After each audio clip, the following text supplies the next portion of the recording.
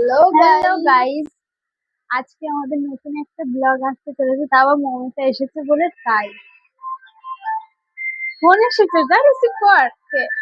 আরে এখানে না, ওখানে অফ করবে। আরে তুই ওটাকে ঘোরাচ্ছিস কিসের জন্য?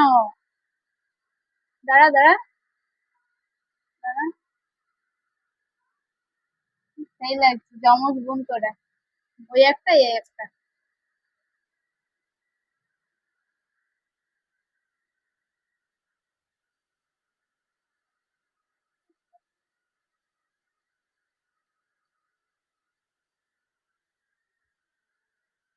না না, হয়েছে, খুব হয়েছে।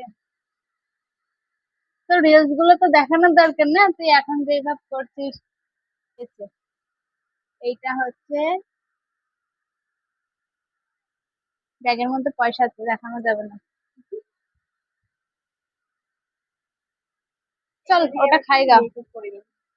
মেকআপ তোকে পরে করে দিবো, আজকে যাবি না তুই, কালকে যাবি। কালকে বলবো, আজ যাস না। আজকের দিনটা ছুটি করবি তো কি হয়েছে তোর? হুম?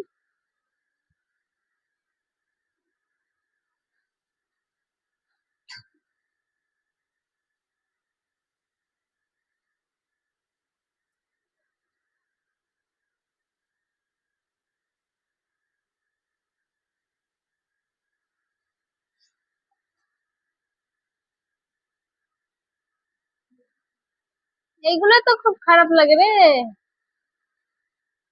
আবার সেন্ট মারতে হলো তোকে। কি বলছে দেখ, বাইরে থেকে আওয়াজ আসলো। কে? দেখ আগে কেউ আছে নাকি। কেউ আছে? বাইরের গেট লাগানো, গেটটা লাগিয়ে দে না তুই।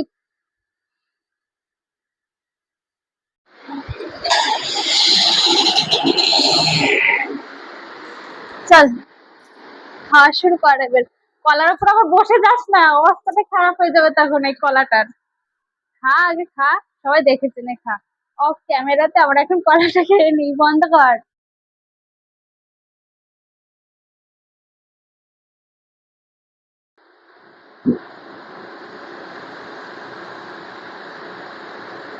পাগল হয়ে গেছে। বাড়িতে একটা বোম ফিট করেছি, বোমের সুইচ এটা। বোমের সুইচ ভাবা যাচ্ছে, এটা বোমের সুইচ।